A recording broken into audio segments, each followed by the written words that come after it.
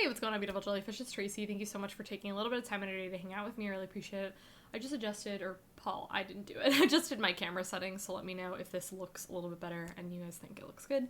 Yeah, cool. So in today's video, we're going to be chatting about ladies that you can run in Commander. This is part 4. I will list the other 3 parts in the down bar below. And basically what inspired this video is I have a lady tribal themed deck, which if you haven't seen it, I will also list that in the down bar below. It is Sliver Queen. And it is Lady Tribal, and it is awesome, and it is so fun. And so these are just cool cards that you can run a Commander that all happen to be ladies. So yeah, let's hop into the video. The first card I want to chat about is Meddling Mage, and I love this card. I do run this card in my ladies deck, and I honestly want to run it in something else, but I don't have anything that fits it in, but it's such a good card.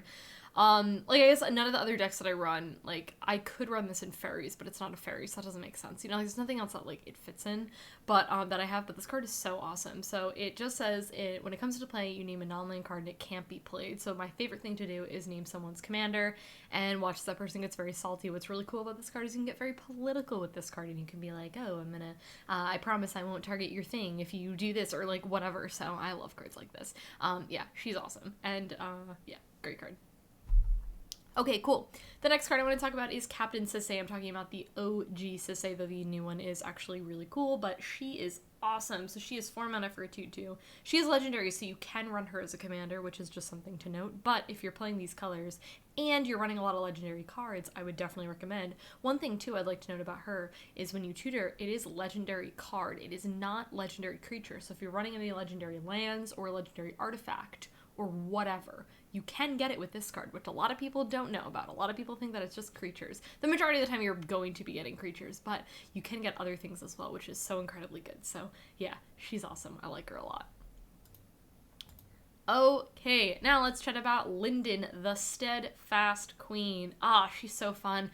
I like Linden a lot. I feel like you could run her as your commander, or you could just, like, put her in your deck. She is triple white, so I feel like the best place for her is just a mono white deck, as well as her ability is whenever a white creature you control attacks, you gain 1 life, which is really cool. So you can just be, like, playing a bunch of dudes or a bunch of ladies, and then you just make a bunch of things, and then you just gain a bunch of life with her, which is really great. And she's got Vigilance, which is just really cool. So I love Vigilance. Vigilance is, like, one of my favorite abilities. So yeah, she is super fun. Again, I think she works as a commander or just in, like, a mono white deck. Just slot her in. Why not? Okay, man, next we're talking about Sammut, voice of Dissent, and I love Sammut, and I remember, like, when she was first spoiled, and I feel like she's in was it Hour of Devastation? I feel like Hour of Devastation, like, does not get, like, the time of day, but, like, listen, wasn't Razakath also in Hour of Devastation? Am I getting this set confused with something else? Maybe I'm just literally lying to you saying it's Hour of Devastation. I don't know, whatever this set is, I feel like it's underrated, and I feel like a lot of people don't talk about cards from it, but Sammut is so awesome. So she is 5 mana for 3/4. She's got Flash, which is awesome. She's also got Double Strike and Vigilance and Haste, which is dumb. She just gives everything else haste. Like, what? She just casually does that. Like, I feel like you could have just, like, taken away the, like, any of these. You could have taken away the Double Strike. You could have taken away the Vigilance or the Haste. But no, they gave it all to us. And they were like, nah, it's fine. You can have it. And I'm like, cool. You can also run her as your commander. And you can untap another target creature, which is awesome. She's awesome. One thing about her last ability is that it is white and you do have to tap her. So she does have Vigilance, which is great. So you can, like, attack with her, and then, you know, you have the Double Strike, which is great. Also, if you run her as a commander, you know, you can kill people with commander damage like that, because with Double Strike, she's 6. She's like a 6/8, which is awesome. And you untap another target creature, so you could, like, attack with her and then untap your thing, or, like, whatever it is that you need to do. So she's awesome. I really like her a lot. Okay, now let's talk about Queen Marchesa. I love Queen Marchesa so much. I actually think this is going to be one of my next commander decks, which I'm really excited about, because Mardu color combo has, like, never been, like, okay, I love black and white together, like, so much, but I am not a red person, so, like, this would be really, like, pushing my, like, not boundaries, but, like, it would just be, you know, something a little bit different that I would do. But she has Death Touch and Haste, which is great. She enters the battlefield and you become the monarch. But at the beginning of your upkeep, if an opponent is the monarch, you just create a 1/1 dude, which is awesome. I just think she's so incredibly cool. Like, I I don't know what it is, but I have like such a soft spot in my heart for tokens. Like things that make tokens, I'm just like a huge fan of. And one of my favorite parts about her is that she does like constantly make tokens. Like some things are like when it enters the battlefield, you make a token, or when it dies, you make a token. But she's like, hey, as long as you're not the monarch, on the beginning of your upkeep, you just get a dude. And the dude has Death Touch, and it's got haste, which is awesome. So some really great attackers and some really great blockers that she can make, which is so cool. So yeah, she's like so much fun. I really enjoy her a lot. I'm definitely excited to make that commander deck. Cool. Okay, this is probably one of my favorite, like, under the radar cards of, like, all time. That is Fatespinner. And I feel like people need to run this card, and was so excited that this card actually got a reprint in the mystery boosters, like the foil set, retail exclusives, whatever that was called.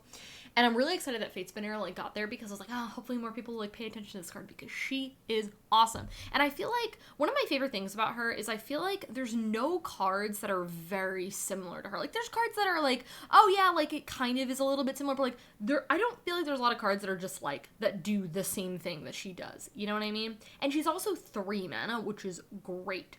So, at the beginning of each opponent's upkeep, this does not impact you, which is awesome. They have to choose, do I get a draw step, a main phase, or a combat step? Okay, let me just explain this to you very simply. This card is stupid. It's also 3 mana, and it's also like $1. Like, there is no reason not to run Fatespinner if you're running blue. She's so good. And then they just have to choose. And it's like, do you want to draw a card? Do you want to do your main phase? Or do you want to do your combat phase? This is like such a good, like, stop everyone type of card. And then you just sit back maniacally laughing because you get to do your draw phase and your combat and your untap step, draw step, main phase, or your combat phase. Yeah, you get to do all those things, but you get to sit and laugh while your opponents don't get to do those things. This is like holy, like, card that needs more hype. She is awesome, and I love her. Okay, now let's talk about, I don't know, the second Thalia, Heretic Cather. I feel like a lot of people, when they think about Thalia, they think about, like, the OG Thalia, which I also love, and I believe I mentioned her in, like, my first part. And don't get me wrong, I love Thalia, but I also really like this Thalia, too. She is 3 mana, whereas the other Thalia is 2 mana, but as I've been mentioning very frequently recently, I just really love Death and Taxes cards, or D&T cards, because, like, I like telling my opponents no. It's one of my favorite things to do in the game. So it says, creatures and non-basic lands your opponents control enter the battlefield tapped. Like, I don't know. It's just cute. Like, she's just cute. You know what I mean? Like, she does the thing. And she's also got first strike. Like, I don't know. Just, I like her a lot. And the art is really awesome. Both arts are actually really incredibly cool. Shadows over Innistrad, man. Some hidden gems in there. Love it. Maybe I'll do like a video that's like hidden gems. What do you guys think of that? That'd be fun. Cool. All right. Now this is not a hidden gem. This is a very well-known gem. She's still a gem though, and that is Aurelia, the Warleader. Does anyone like remember like love at first sight? Like when you saw a card and you were like, I knew immediately. Like I love Aurelia. I actually don't run her in any of my decks because I just don't have room. I'd really love to run her in ladies, but I think that double white and the double white is easy for me, but that double red I think is like a little bit tricky. But she's incredibly awesome. Maybe I'll put her in that Queen Marchesa deck. I don't know if that fits, but maybe. I don't know. She's got vigilance, flying, vigilance, and haste, and then when she attacks, you just get another combat phase. Like, who authorized that? You just get another combat phase, which is great. I also like it because you can run her as a commander, or you can just slot her in a deck. She works really well in, like, Thalia. Definitely can auto-include in Thalia. This card is, like, a little bit pricey, but I think she's, like, totally worth it. Just casually getting an untap step and just doing a ton of damage. And the really awesome part, too, about her is that she does have vigilance. And she has haste, so you can immediately attack with her, which is great. And she's got flying, she's got that little bit of evasion, and you can attack with her with the vigilance, and then you get to block with her later. And that's just great. So, she's awesome. I love her. Okay, now let's chat about Joyner Adapt. I love this card. I love this card so much. This card was, I feel like, first printed in... What is this set called? I don't remember the set called. Card is also printed in 10th edition as well, which is great. This card is great. It says lands you control have add 1 mana of any color to your pool, which is awesome because getting your colors is the best, and it's like absolutely 100% essential. So I really love Joyner Adapt, I would say in like multicolored, like I think she works probably like best in like 5 color, but she's still really good in 4 color and definitely works in 3 color as well, especially if you're very sensitive about your mana where you need to make sure you get your colors. Because that's one thing too that I feel like as like a beginner player, I just like didn't pay attention to as much, was like making sure I could get my colors. So yeah. Also, I have this card in foil and it is absolutely stunning. I picked it up in Magic Fest Austin and she's amazing. So yeah, this card is so great. And the last lady we're going to talk about in this video is Nylea, talking about the keen-eyed, so the newer Nylea. The other one is also really great though. But I really love this Nylea a lot because, you know, I'm a huge fan of like the gods. I like the whole concept of like the devotion aspect. I feel like where the gods fit best is in monocolored decks, but that's not to say that you can't run them in like 2, 3, 4, 5 color decks. I definitely do. You just, utility-wise, you get the best use out of them being in a monocolored deck because you get the chance to make it a creature. And honestly, having that devotion can be really easy to get because she already has 1 devotion, so you only need 4 more devotion, 4 more green symbols. So if you're running this in monocolored, it's like super easy to get off. You can also run her as your commander, which is great, just something to note. Creature spells just cost 1 less to cast. Honestly, I feel like you could have really stopped there and I like would have been pretty happy, but she also has this extra ability tacked on, which I really like. And it's reveal the top card of your library. If it's a creature, you put it in your hand. Otherwise, you may put it into your graveyard. Now, one thing I just like to say about cards like this that I think is just really important to like be aware of is I feel like her best case scenario with that last ability is in a deck where you are running like instants and sorceries and like other things, but you're in a very creature heavy deck because you want to maximize this effect, especially if she's your commander.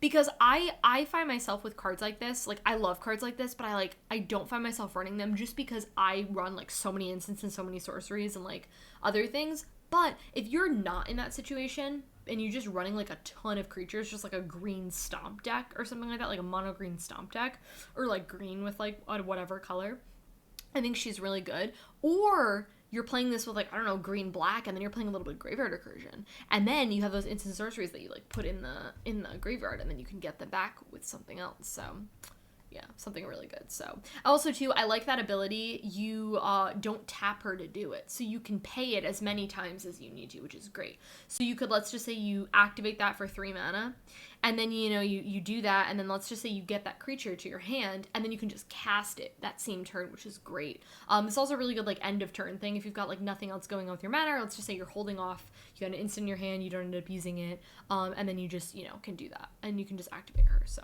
yeah, she's super awesome. So guys, that is everything. Those were 10 more ladies. I really hope that you guys enjoyed this video. Yeah, I'd really like to know what ladies you guys like. I don't think I have the next part mapped out at all. I don't think I have part 5 mapped out. So I'd really like to know what ones you guys like. And if you haven't checked out the other 3 parts, you definitely should. Like this video if you enjoyed it. Subscribe to my channel if you're not already. And I'll catch you guys in my next one.